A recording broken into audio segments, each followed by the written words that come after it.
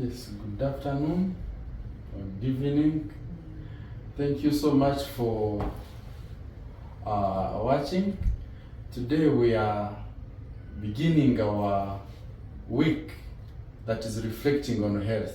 And as we promised you, we are bringing you specialists in different areas. And with me, I have your own, although she's lost from you of recent, but she's your own, your friend.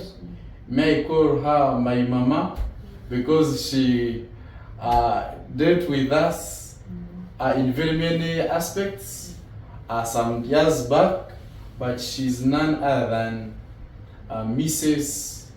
Evelyn Lufafa, and she's a counseling psychologist, and she's the one who is going to take us into this topic that she's going to introduce to us. It is some topic which is not usually tapped in our community. Many people are having issues to do with depression. You hear of things to do with suicide. You hear things to do with mental breakdown. And she's the one who is concerned with this. First of all, we are here in Makeli in her department of counseling and guidance. She deals with young people, but she can now as well deal with old people. I don't think you're only specialized with only Makeli students. You all deal with other people. So she can say hi to us. My name is Dr. Boris Mpeka. I'll be talking to her on your behalf, and she's going to guide us into this topic. Madam Lufafa, Evelyn, good afternoon. Good afternoon, Dr. Boris. How are you? I'm well, thank you. Yes, I'm happy to find you in your office. You usually find us at church and in along the way, but now I'm happy we have found you in a very good environment. Yes. How is the counseling? Counseling is good, I should say. It's good. Yeah, but just we find both the good and the bad, but on the whole, okay. yeah, it's okay. Yes, how do you find it? Because it is, I don't think someone can come from a party and say, I want to be counseled when it's from a party. You usually find problems. Yeah. Well, the thing is, there are many things that can bring someone for counseling, but I want to start with the one word that we use these days, that we all need counseling at one point. Yeah, Yes. All of us at one point might need counseling. Counseling in itself is currently it is seen as the first line treatment for mental health issues. Like before unless someone is really out of reality, they have undressed and so on, they may be rushed to a psychiatric hospital. But someone with their issues like depression, but they can speak, anxiety, they may have to first seek a psychologist or a counselor like me to do an assessment and then know where else they should end up. So, someone may not. It is not usual that someone might come from a party and really come for counseling, but maybe if something happens at the party that disappoints them, maybe they go very happy, everything works out well, but mental health can change anytime. Something happens and maybe the boyfriend says, you know what, I think it's over. Someone who has been very happy there will become very low instantly, and maybe they might be overwhelmed by what they are going through, and for them to set themselves or to adopt to this, they might need to speak to someone they do not know to maybe be able to adopt or cope, with what they are going through. So many other things can make someone really need to come and see a counselor. Yes. Okay, thank you so much. Now, to begin with, of recent, we have had many people committing suicide. And for us who are not counselors, when we hear such a thing, it is something new. For you, may be hearing it many times, but for us, when it happens, especially to someone it is something scary. Suicide, what is causing suicide? And what is it happening in our church, or is it something that is common? Yes. What is usually, because it has, I think many prominent people are now committing suicide. Children are committing suicide. Students are committing suicide. People whom we are looking up to, like prominent people with good businesses are committing suicide. What is generally a problem? So, Yes. Generally speaking, on a general note, to begin with, I want to let you know that suicide is an emergency in mental health. So much so that even when someone just is having suicidal thoughts, just thinking about, I wish I could die, that's an emergency. Someone even going ahead to speak about it and say, if I could die, that's an emergency. Some people, even before someone takes steps to complete the decision, that's already an emergency. A mere thought about it is... Yes, it's an emergency, because you see, Boris, you love life, right? Yes. At your young age, how do you begin being there, then you think of, I die. You understand? By the time your thoughts change to, I wish I could die, they're not coming from a vacuum. There's something behind, there's a push behind this. It is very connected with the loss of hope. And by the time you lose hope, it's very connected with a depressive mind or clinical depression, because usually when people are clinically depressed, they also lose hope. They still losing hope. They start losing hope in life. Otherwise, we all love life. That's why even when someone, even those who commit suicide, at some point, those who meet them, they say they try to even, pull the rope, because the whole thing. Kind of regretting. Yes, kind of. So by the time you begin thinking, just even a thought is enough to make one say, let me go and look for help. So why, you ask me a question that, but why is it common currently? Of course, we know that suicide has been there all the time through people. And I'm hoping everyone knows what means by suicide. Yes, when you take your own life, we will all die. Yes, God, the Bible says that anything that is born will die at one point.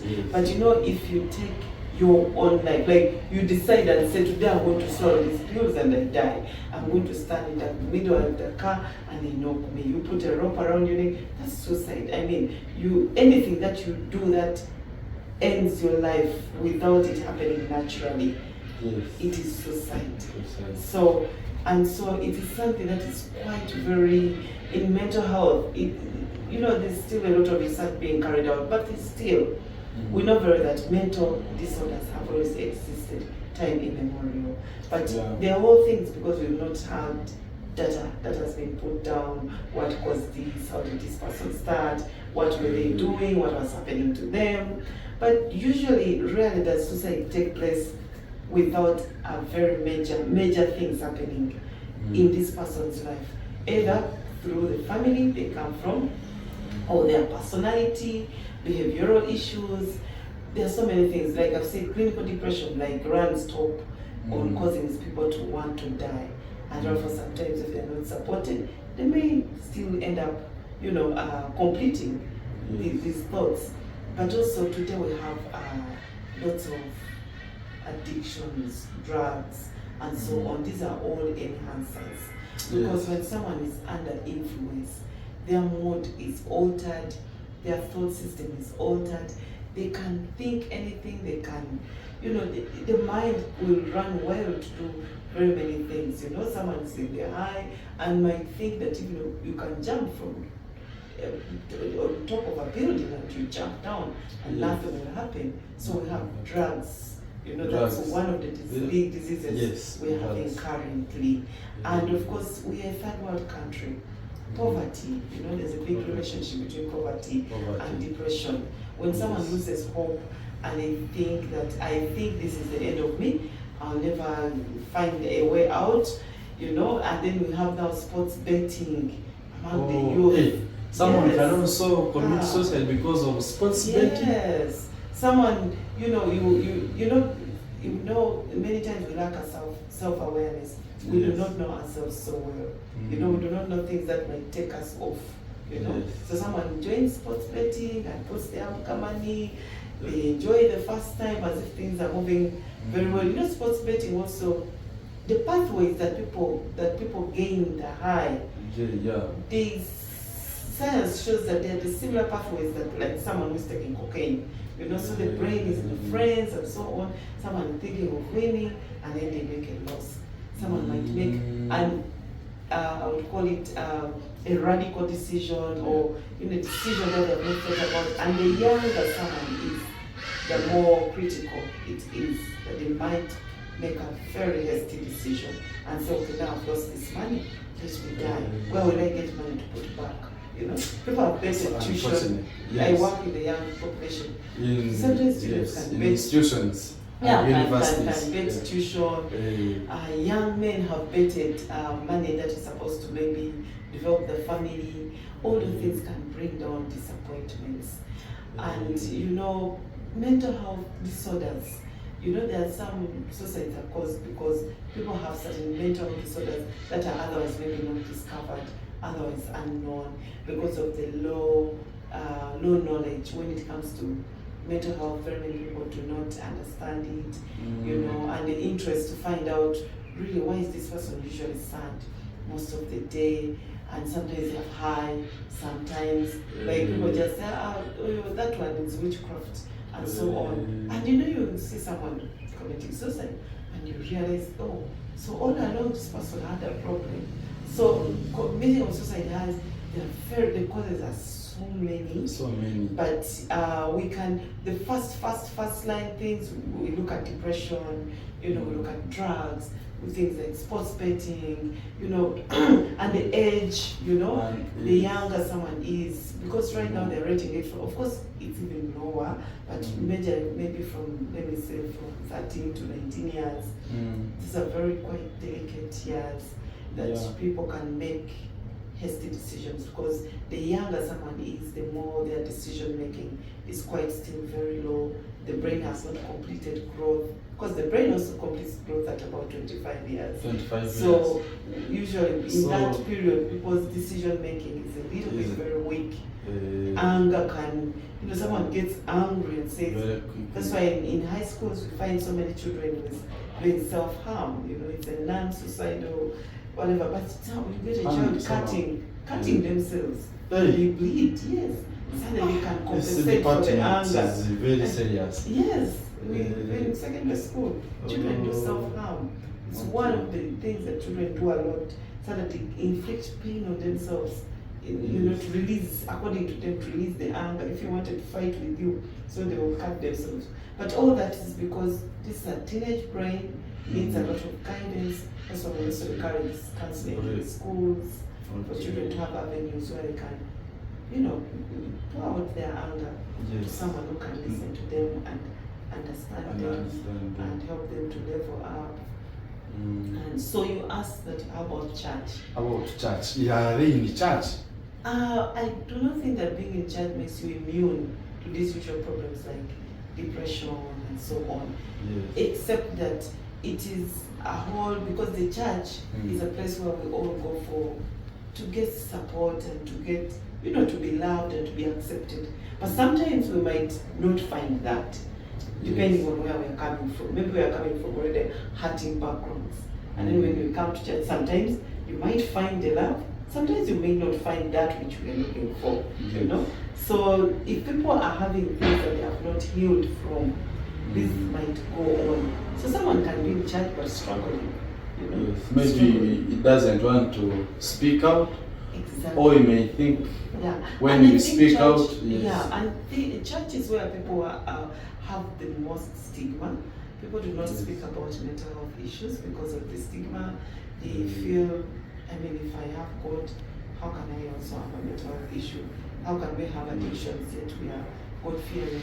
But I have met children in church, in rehabs, as a counselor, But because we don't come there and begin saying, you see, as I was moving at a certain rehab, I found a young man called so and so. We meet them and we just... So you find Boris in the rehab, but you cannot mention... I will not mention it. I will only work with Boris, because for me, I'm a therapist. My work is not to defame your name, but to help you to get a better solution. Yes. Yes. Someone was also talking about these TVs in the children, do you think they can lead someone to grow up with that mentality of suicide? Yes. What children are watching? Social media, actually. Social media, I think in yeah, general, yes. It's really exposing young people, sometimes for the good and also for the bad, depending yes. on what the children are seeing and how they are being tamed from home. Because some children watch dangerous movies, where they see people die and so on. Such a child's brain might also grow up not fearing such things. They might become desensitized to certain things.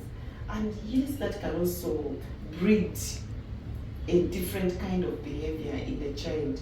So, of course, that has a lot to do with parenting, because I mean, children will not go and buy these TVs, they will not put things what they want if they are well.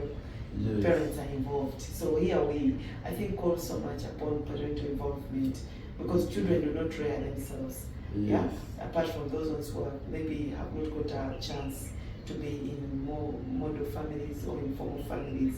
But those children in formal families, if parents can do their work, even because I know, like I said, yes, children, adolescents are very, they can make very wild decisions. But still, an adolescent who has been supported emotionally from childhood by the parents, even when such decisions come, they may think twice and say, my mother loves me, my father loves me. Why is this the worst thing? Why should I do this? But if an adolescent says, why should I even suffer? After all, no one loves me. No one cares. The way how they have grown up.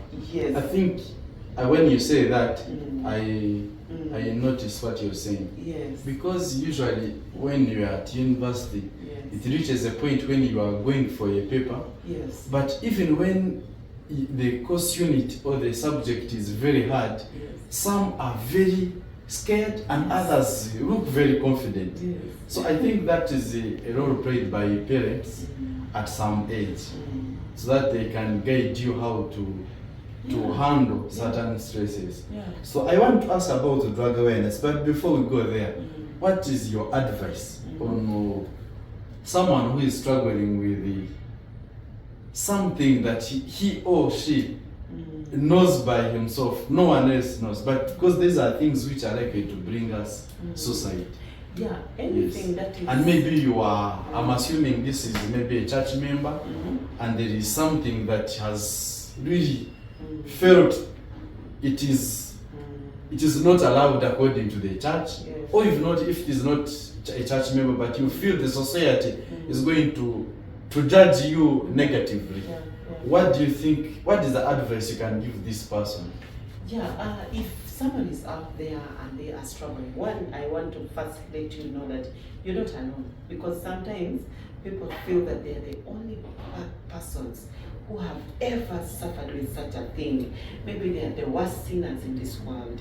There's so many people struggling with things alone. But the unfortunate thing with emotional issues is that you suffer alone, because it's not like a fever that it will make you shiver and someone sees you. It's not a rush.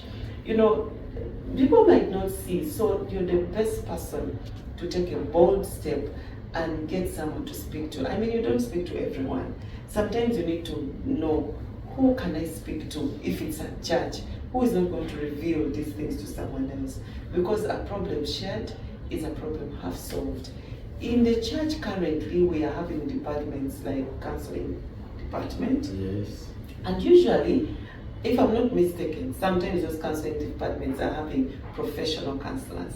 Yes. If someone is a professional counselor, we know very well that they are taught, they know how to keep confidentiality, because this is what they are there for. They are guided by ethics.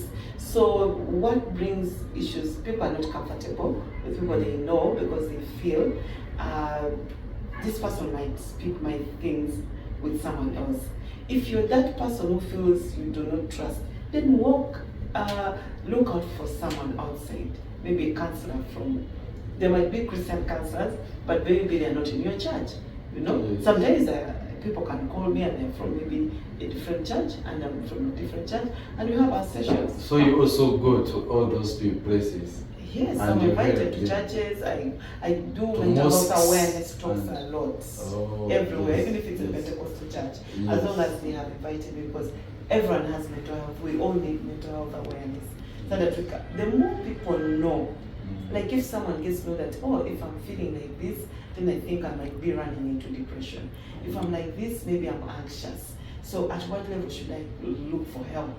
So we teach people and guide them on having at least a level of awareness. So that because by the time someone reaches, apart from people who are having mental breakdowns like disorders, yeah, who sometimes the relatives are not able to see or are not able to act quickly.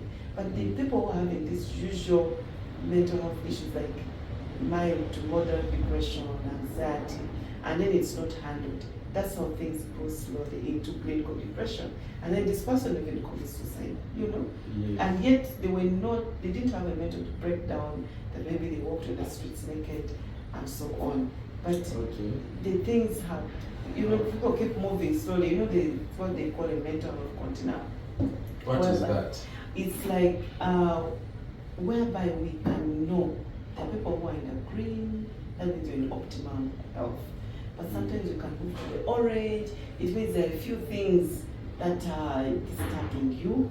You recognize them, but you keep saying, they will pass. I'll get them back to them. I'll do this. Maybe it's an assignment. You're like, I'll finish it, but it's stressing you a bit. You feel it. Maybe the best example where we were all on the mental health continuum and we all moved to orange was during COVID. You know, during COVID, at least even if you didn't lose someone, you feared that supposing it's me, the next person to die, or if I get COVID and people are being treated for 100, 200 million, for me, where will I get this money? So somehow we all moved and got anxious. But now this is the level whereby we're supposed to act and say, I don't feel okay. Something is not right with me. I need to speak to someone. I need to get help.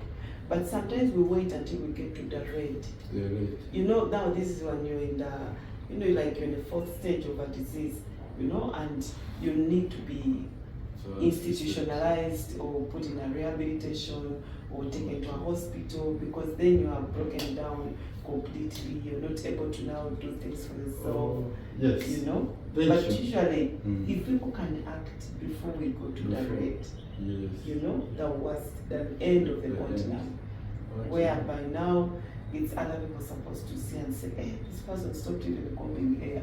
This person used to be very smart. What happened? What happened? You know? It's no longer time. Things are eating them slowly. The marriage is bad, the relationship is bad, there's a lot of toxicity at the job and so on. But the person is stomaching this, saying maybe somehow I'll figure out. By the way, before you leave that, there is you have talked about the economy. Yes. When the economy has gone down, Yes. you know, sometimes economy can affect all people. Yes. Maybe you lose a job, Yes. maybe you invest money in a business, you think it is going to do well, it doesn't, or they chase you away from the job, or the taxes become too much and you are jobless all of a sudden. And of course, those ones affect the way how your children will go back to school, affect how you feed, affect everything. Such a person, what is the usual solution you give to such people? For me, what I can say is that, of course, even physical needs can bring your mental health down, because the physical and mental are very related, you know. But usually there are warning signs for many of these things before they happen. There are things that happen around you and you see yourself losing it slowly. Maybe if it's taxes, you're beginning to fail to pay taxes, and they're building up until they come to you until you have hundreds of millions in taxes. At one point, maybe you were evading, you were managing, and at one point you're not managing, you know. Some things, the economy, we can see that things are not good. So there's a lot maybe we could do at that time. Some things may be out of your mind, you're out of your hands, but also these first warning signs can help one to start to prepare, to start to plan. That I see my income is going down. My children are in international school. I pay millions of money. Am I going to be able to pay this money again? What can be adjusted? Can I speak to the children to know that this is what is happening, children? We might have to adjust a few things. Can I speak to my wife? I borrowed a loan, and I thought that 50 million was very little money for me as a businessman. But I'm realizing at that time. But I'm realizing by now I've not paid even a quarter of the money, and the bank is on my case. They might come and take the house. My wife doesn't even know about it. And you know, I'm a man. I have to be a man. But a man will be a man until they come and pick him, take him to prison, and then they take the house, and then they scatter him. So I don't know what is better, to wait until everything is at the worst, or to be bold and maybe open up to this dear wife and say, now there are these issues we are facing. The woman may not have a lot like you think, but when you share, the person can say one thing that will make you remember. Your community or your wife, yes, they have to something to do in this, yes, in the prevention that's of suicide. That's what you do. Yes, that's what you do. Because now the poor man will go to his bed, he sleeps, he's sad, he's tough at home, beating up children, maybe quarreling all the time, and he's cursing things. You know, I just watched a movie and I felt that this happens, where a guy used to, I think, work in the company and used to cheat little money in cents, in small shillings, and over years it had gone to billions. And the company did auditing, and they found out. And this man, every time he used to go, he could speak alone. And the family was saying, what's wrong with that dad? He could keep doing, shaking his head, banging tables. You know, things were, because they were now coming, he had to relinquish all the property he had acquired. He was a rich man, you know, billionaire. But now, all this money was in shambles. So he could not tell his dear wife, because he felt he would get ashamed. And all I remember is that man started by planning how to finish his family and finish himself, because he could not bear seeing his children suffer and his wife. Now, those were all his plans. One, he started planning by went, shot one, the first child, shot the second child, the next shot the wife, shot himself. Biological children? Yes, biological children. When things have come to the mental, so I think you know, need someone to speak changes. out. Yes. So, but if he had just spoken to the wife can say, oh no, this maybe she might. Sometimes people can blame a bit, but at least they are listening to you. Say, oh no, what do we do now? Maybe we need to do this. But just opening up helps to release these very toxic feelings. How will you plan to kill that person who is you're speaking to? But now you're alone, you think your wife will never blame you, you look stupid. So the best thing is let me complete the entire family and myself and clear the whole ground. Yes, so mental health issues can be that bad. Yes. Since now you are in Makere University here, at least I know you know how to handle the young adults very well. Now, things to do with the retakes. Things to do with the retakes, things to do with the lost tuition, things to do with the hormones in the children, in the young adults that make them hyper and do many things. What advice do you give to this child or this young adult? Because sometimes we are forced as young people, we can be forced to do things we are not experienced in. Maybe you find yourself pregnant. And you are maybe a church member. I'm a son of an elder. If I've impregnated someone's daughter, how will I appear in church again? If I've, for example, been forced, you are my mom, you forced me to do PCB, and may feel I can do hell. What is your advice? Where do I go? Because you are the one taking care of me, and you are the one giving me support, and you want me to do this combination, what advice can you give to such a young person? Maybe let me start with the university students. Yes. Yeah, the reason why we have such a center is so that the students can have access to spaces which are safe, where they can come, sit in these rooms, cry, say all these things that are hurting them. Some of the things that hurt them come from their own families. Yes. Some things come from the university. But like I said, nothing starts just spontaneously. Unless someone is walking, of course, and then a border knocks them, that is spontaneous. They did not plan that I would cross the road and the border would knock me. Okay? Yes. But then by the time the retakes start, like I said, you can notice that, but I'm reading, I don't understand. The first, I got a retake, the first one. I've got a second retake. What is happening? What has changed? Did I get new friends? Do I attend my lectures? Am I having issues? Do I love my course? Like, there are these things that should be reckoning in your mind. So when, in fact, the students I've spoken to, some of them who have come many years after, maybe they're 28 years, they're 29 years, they keep saying, if I had come here before to speak to someone, maybe I would not be where I am. Meaning, because students can meet to storm out of the university and they don't even go out officially. They just say, the day I got poor marks, I walked out of the university. Just because like somebody doesn't expect. Because they feel, how do I, especially this, we call them high achievers. Yes. The students who are high achievers, they are used to getting high marks. They are A students. So the day they get low marks, they fail to get in touch with that. And so sometimes just speaking to someone will help you to level yourself again, learn new coping skills, learn a bit of resilience, and maybe learn where are the loopholes, where can I fix? Because you have the knowledge, but when you are so stressed, you stop thinking. So you need someone else to help you. So all this can be supported if someone comes in early.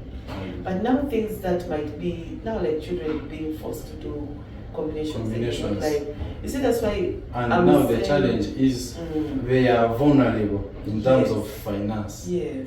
They are being supported on a condition that they must become either lawyers or doctors, like their fathers want them to be. But they are, for them, in their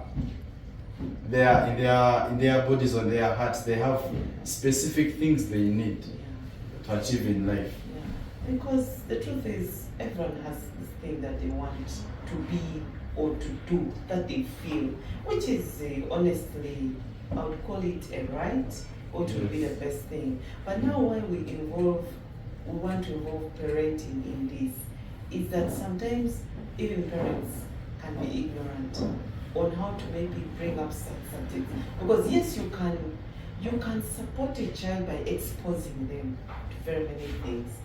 So the child can be exposed to the sciences, to the arts, and then also how are they performing? The children who are forced to do a combination, but yet it's something that they are getting maybe 30%, you know? Or it's something that they deassociate themselves. Or there's a reason why this child does not want to do this combination. Has anyone, or even the parent, sat down to say, okay, let me know, what are your biggest fears?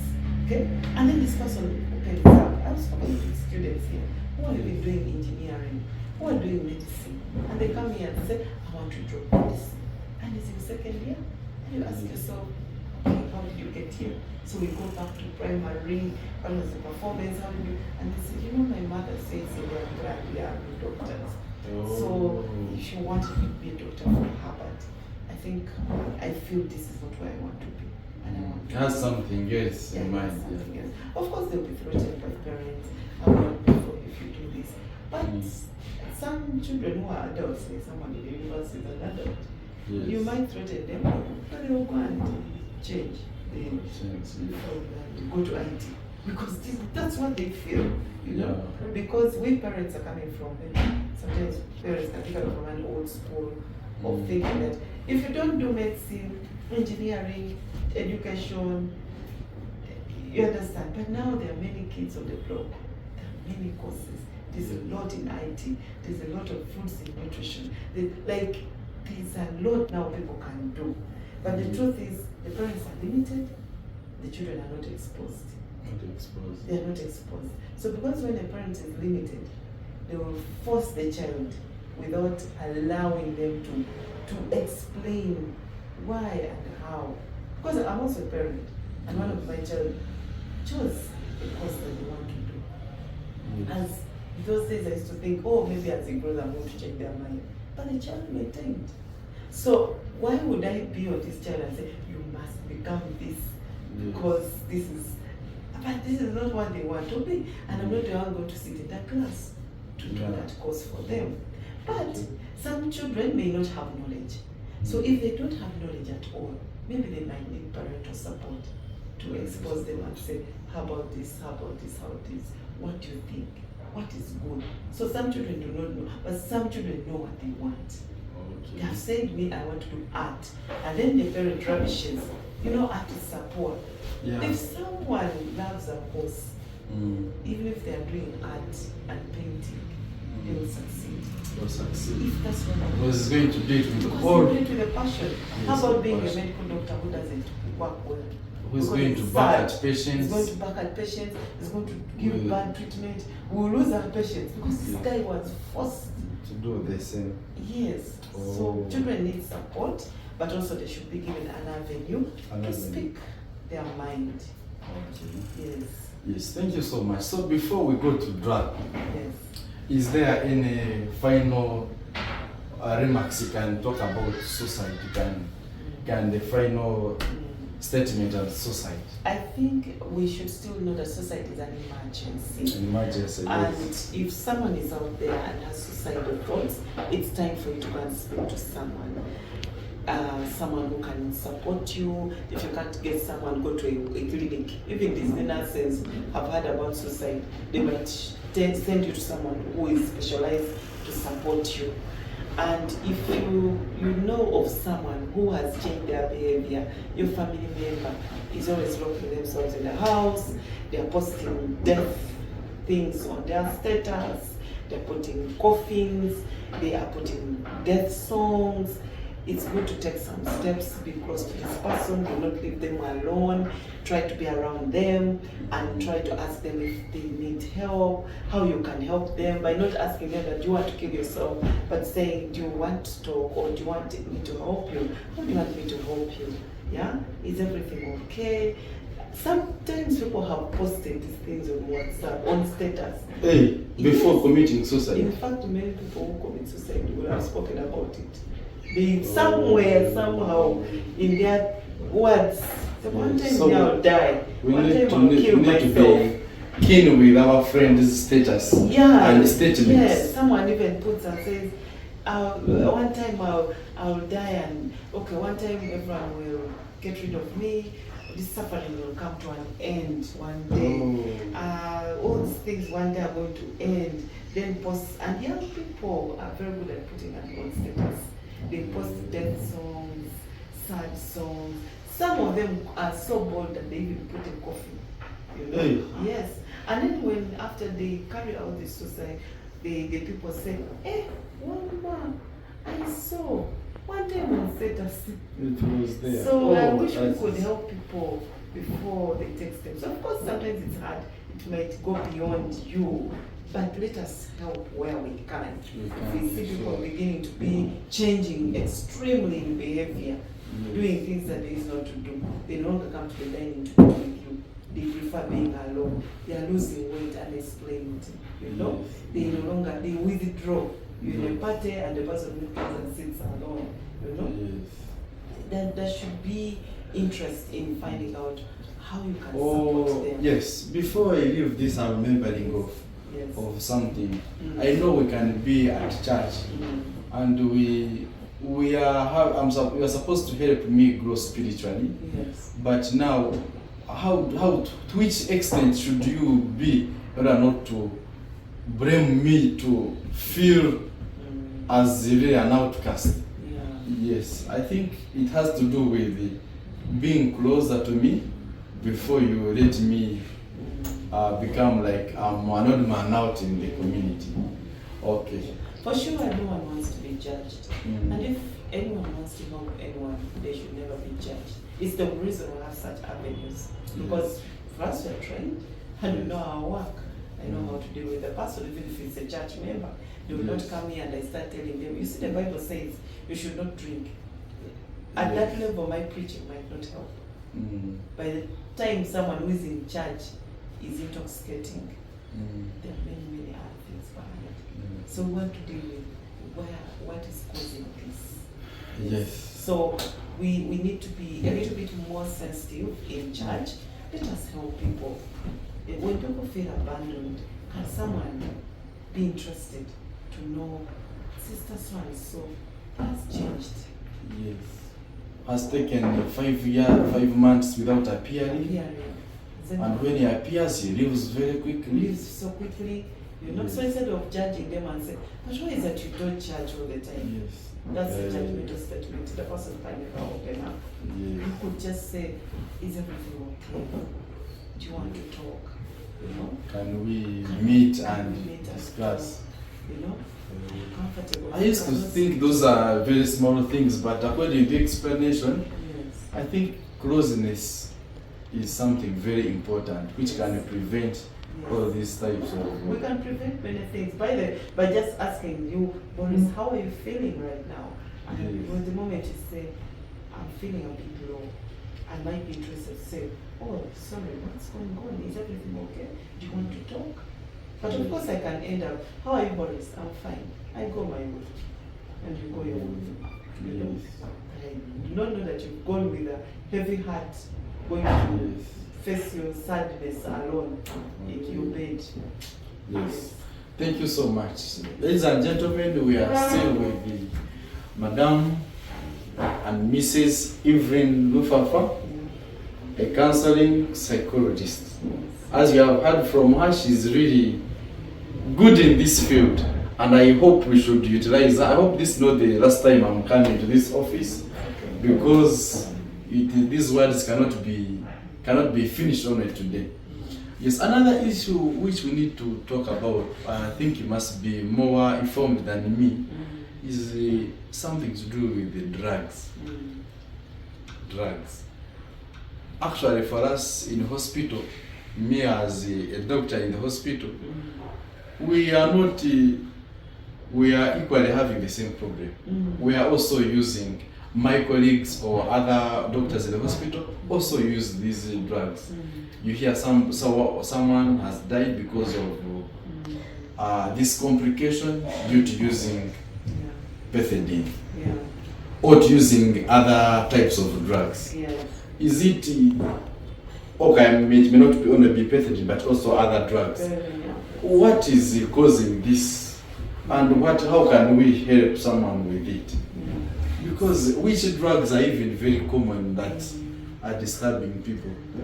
I think drugs currently is one of the key things that is really finishing the young population and also a bit of the older population. Yes. Why we target the young population is because the younger someone starts to use drugs, the more they risk to become addictive, because usually they might not stop. The younger someone starts, stopping might be. Someone was even saying that these days, someone, even students in secondary, they can mix that one into this chipoli paste, nut paste, or even in form of a drink, cookies. Yes. What has brought all this? So the causes are quite many, because with the drugs we have what I would call the biopsychosocial model. Like there are some of them are genetic, maybe in a family where someone grew up seeing people drink and so on, they could have modeled for them a certain behavior. But because drugs are mood altering, they are mood altering agents. People love to medicate their problems. People love to get a defense mechanism, to hide, to get something that can hide their pain. and drugs are very good at doing that. So if they are young people, there are many things: self-esteem, peer pressure, you know, wanting to also exist. A young man came to my office and told me that, you know what, I'm afraid I've used, he used marijuana is the honest drug. It's very cheap to get it. So I think it's everywhere. Even the students tell me, but it's everywhere, madam. You may have not seen it. You know? This in town here at Arua Park, I find people, it's like a business. Yes. So, but also the way it's used, also the effect keeps changing. With those who take the, who sleep, those who inject, those who chew, the effect keeps changing according to how it's used. Even a friend of mine brought for me some meat. It was spiced very well in Luwombo. Only to get, there were some leaves. That is how they press it so well to become like leaves and. I hope it weren't just some spices and they confused you. Maybe you got some anxiety because. And he said, you're tasting. He said, this is something nice. But I think it is not something nice. Yeah. So the thing is, because they are mood altering agents, now the causes are too wide. When we go in the young population, like I've said, usually peer pressure. Young people keep thinking that everyone is using, those are the ones they use. But usually not everyone is using. But because they have seen a few people maybe who have more influence than them, who seem to be happy, and they think that maybe everyone is doing that to be that. But you know, self-esteem is grown right from the family. Yeah. So if a child comes to teenage age and their self-esteem is low, they are quite at risk of starting to use drugs. Because their friends tell them that for you to cope, for you to be sharp, use something. Yeah. Now, also other things like maybe wanting to, to exist in a group, to be part of a group, that can lead someone to begin drinking, but also not facing problems. But there are also others which are. We have those which are very local and those which are a bit not local, because some high class friends of mine, they say for them, as young ladies, they use shisha. I don't know whether shisha is more spice than the other. The thing is, whichever drug as long as it's a psychoactive. Many people have even argued and said shisha is just nothing, it's just smoke and so on. But I mean, it changes brain cells. As long as someone's mood alters into something else, someone who is very sad, all of a sudden becomes very happy. So someone who is very hyper, all of a sudden becomes very calm. So depending on, because everyone uses drugs according to what they want to get. Alcohol is a drug, marijuana is a drug, cocaine is a drug. But there are those which are common for the young, Uber and so on, which they get at any time. So anything that is psychoactive will alter the brain chemistry. And because the drugs target the brain, that's why we have the issue of addiction. So because when someone is not helped quickly, they move into addiction. And addiction is hard to treat. It's the most expensive to treat. Our country is too poor to even manage. The budget we have cannot even manage to treat addiction at all, because addiction is very hard to treat. I mean, some people, yes, we have a lot of hope that people get cured, but by the time they cure, the budget alone, the money spent on one person is a lot of money. Sometimes families go bankrupt, sometimes families give up on their own people. So that's why I'm more interested in prevention, because if we can prevent more young people from starting, they will save a nation. Because once the young people start, when the younger someone is, the more dangerous for them. As long as someone is below 25 years and they're starting using, that's very dangerous, because they rest, they go into addiction. When someone is older, the things that make someone older to start using are usually lack of coping strategies. I've lost a job, I've lost a relationship, and I think I'm sad. So now that's the level that we want to tell people. Walk and go and speak to someone to help you, so that you don't suffer alone. I've spoken to someone who was grieving. Grief is one of the things that people usually throw somewhere, but grief leads very many people into behaviors and they've never thought of.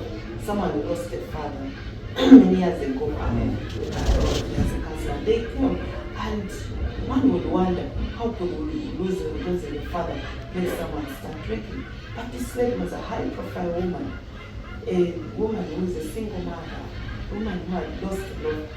She had the money, Yes. but she did not have a male figure in her life supporting Yes, her. So the male figure was her father. He's the one who could help with the children, looking for schools, help her buy land, advice, go on this job, that is not good. And this male So figure that one does. is also very important. Yes. So this male figure does. And for her, she felt her world is shattered. Who is going to help me with these children? They don't have a father. Who is going down to help me to again now? How do I go buy land? Who am I going to call? I've been calling my father. So everything is lost. She started sleeping in bars.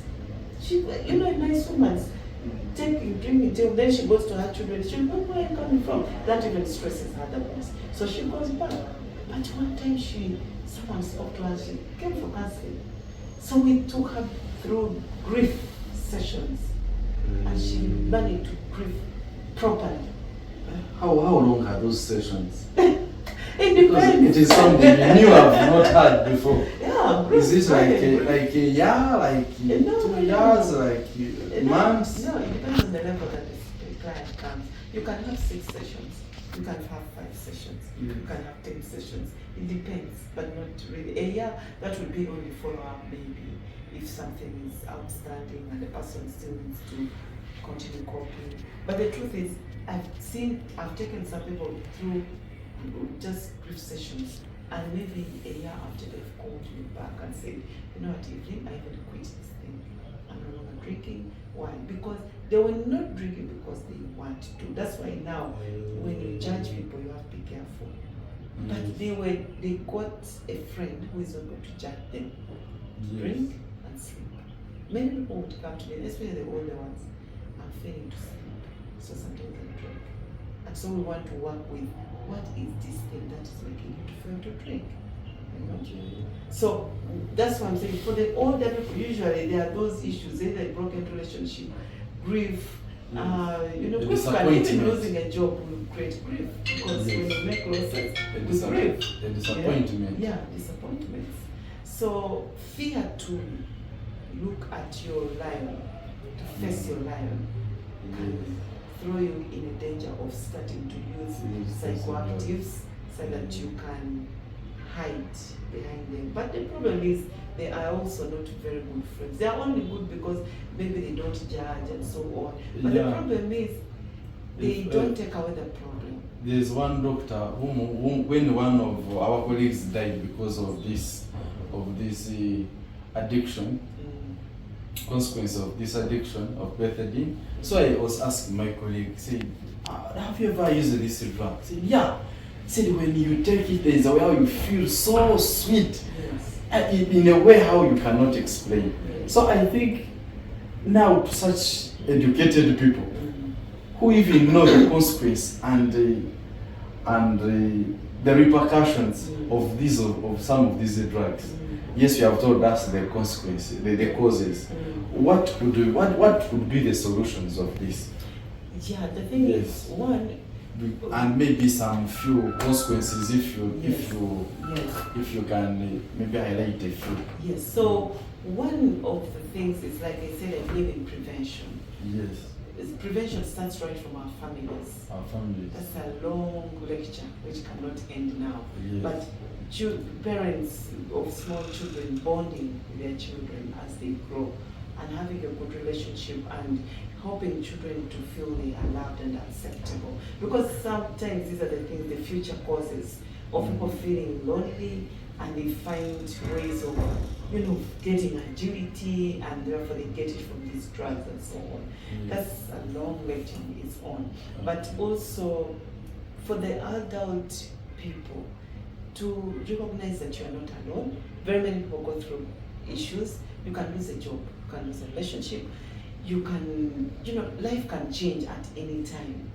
And so it's good to accept that, yes, actually I've lost this relationship and I really liked it, but I think I need coping. I need someone to help me. I need someone to take me through this. I need like a coping strategy. Because the moment you are alone, actually they say that even people who intoxicate when they are alone, it's even more dangerous. They usually don't stop. Because usually when they are in a group of people, someone will say, hey, but Boris, I'm the one who brought you. But you're even taking more than me. And what's happening? And then that's when you realize, yes, but people buy, take. I have had clients who buy and said they even take from their bathroom. Has like 5, takes from the bathroom, finishes, packs the things, controls them in the trash. But you know you are alone, no one is seeing you, no one is helping you to say, man, you're getting off, you know?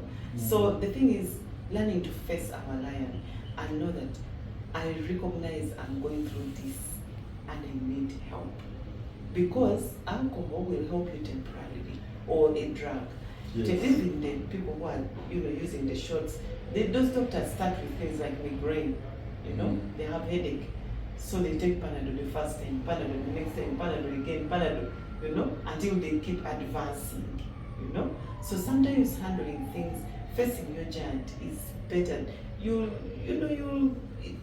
feel, you'll go through a lot of work for some time, but you heal better than when you hide it under alcohol or psychoactives. Because you feel good for one night, the following morning, you wake up with the same problem. Now, this is what brings frustration. That's why now the lectures don't work when someone goes to lecture to this person. But now, right now, they stopped doing it because they want, but now the body is demanding, the brain is demanding. We are now sad. When he has not taken his shivering. Now and by the time you start shivering, yes, those physiological changes that happens in your body, the person is already into addiction. But even before they get to addiction, these are warning signs. You realize the person used to take one, and you say, I'm leaving, but you start taking 1, 2, 3, 4 up to 10, and you don't want to leave the place. And you're trying to medicate a problem, but the problem doesn't go away. You wake up with the problem again. So the best thing is for people to seek support early enough. When you see these signs coming, when you feel, there are people who can go through the same problems, but they may not go to that extent. Someone may lose a job, and because they have a certain resilience, they will say, it's okay, I know I've lost this job. They'll cry about it. They'll go talking about it. Can you imagine? This person made me lose this job and so on. Somehow they are healing. The anger, they are externalizing the toxicity. But the people who internalize, they start thinking, I think I'm a stupid person. I think I don't deserve this job. I think I'm bad. I think no one loves me. But I'll never get a job. I'm so dense. These are self-torture words. Yeah. So until someone puts themselves in a corner and they feel they're useless, so to gain a little bit of confidence, they start drinking. Just like that. So it's not that everyone ends up like that. Yes. Our resilience is different. It's different. But now, before you leave that, yes, in African setting, or in the daily life, for us who are not used to your department of counseling, yes, when we hear that somebody has gone for in rehabilitation center, it sounds as if there's a way how it doesn't sound well, and many people usually do not want to talk about it, or even when they say that by the time when they hear that by the time you are having this problem, the only solution is to go to they call them rehab. What the rehab is something which is perceived negatively in our community. Yet I hear that sometimes, or many times, it is so good to help people in these addictions. What do you advise somebody who has that perception, negative perception on rehabilitation centers? So rehabs are part of the, like we said, by the time you end up in a rehab, you're in the red. Yes. So you need to be institutionalized. Meaning, you can no longer be able to know that when I drink even one like this, I fall in the back, I sleep there. The police picks me, they take me to my house. I get accidents. When I drive, I cause accidents. You continue doing it even when it's making you get accidents, you're being beaten and so on. So by the time they rehabilitate you, it means you have lost powers on yourself. You can no longer manage yourself. You need support. So now, instead of this person being knocked by a car in the night and they die, rehabilitating them only supposed to protect life, to maybe extend life a bit.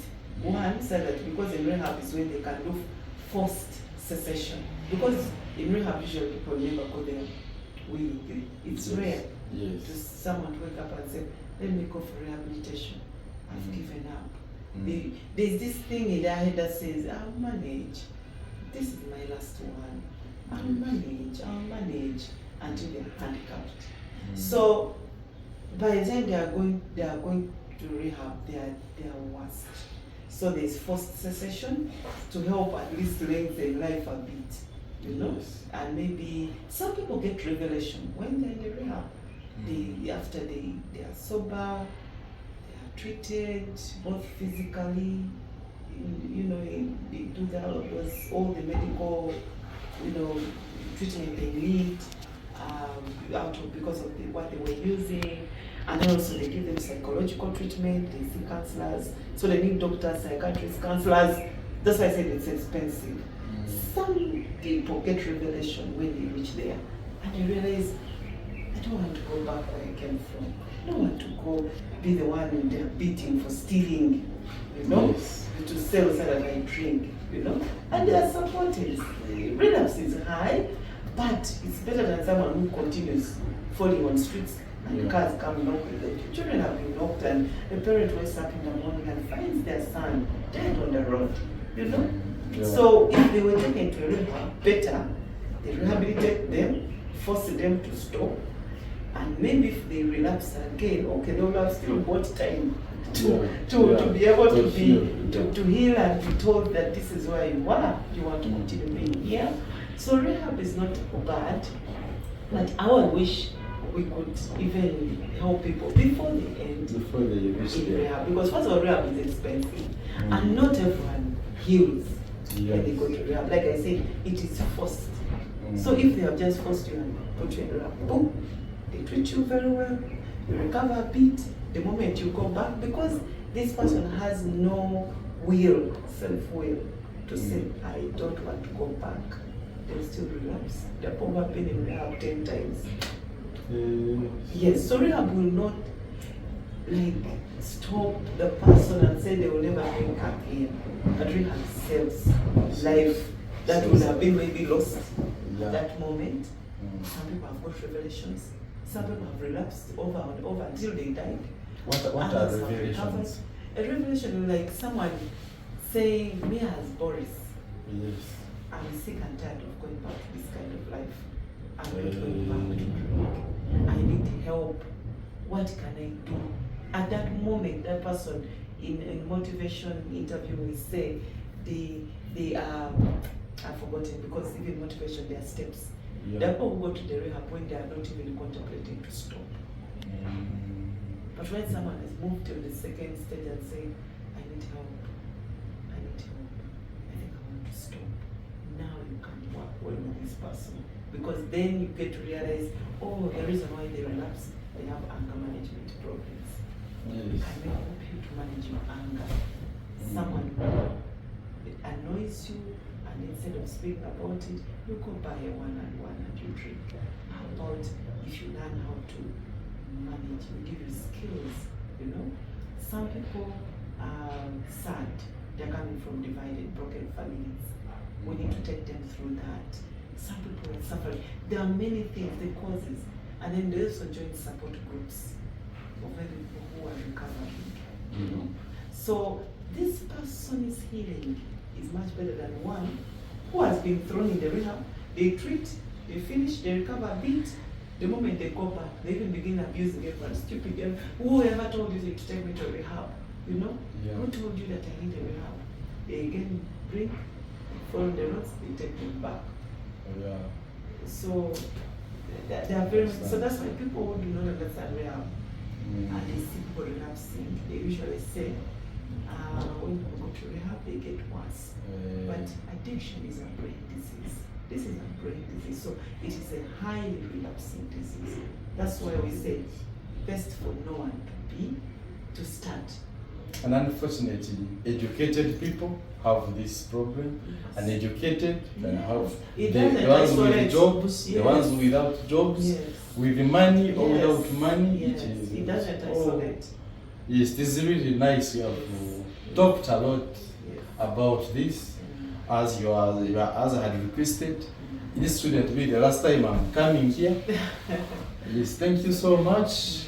I don't know whether they have a last one you can talk about these drugs as a bit before we leave Makerere University Department of Counseling and Guidance. Yes. So for me, because I know we'll have church members who will watch this, I would love to encourage church members that let us stop the stigma. Let us identify people who seem to be having issues and connect them to right places to get help early enough. And for those who are parents and who have children, let us know our children very well. Let us help in the prevention of drugs, because let's know that drugs are everywhere. Sometimes as we are denying, they're in our houses. And you might stay with a person who is doing drugs for many years and you never know, because we do not take keen interest in looking at what are the changes, what has changed about this person. We usually mind our business. So let us be more proactive, but not to judge people, but have the heart to want to help. See people changing and connect them to where they can get help. You may not be the one to give the help, but you can be very good at identifying to connect someone to support. Thank you so much, and God bless you. Yes, thank you so much, Madam and Mrs. Lufafa. Evelyn, a counseling psychologist. Her office is welcoming, and she's always here in Makerere University Department of Counseling and Guidance. She's welcomed us very well. Dr. Boyce is my name. Thank you for watching. We meet in the next session. Thank you so much.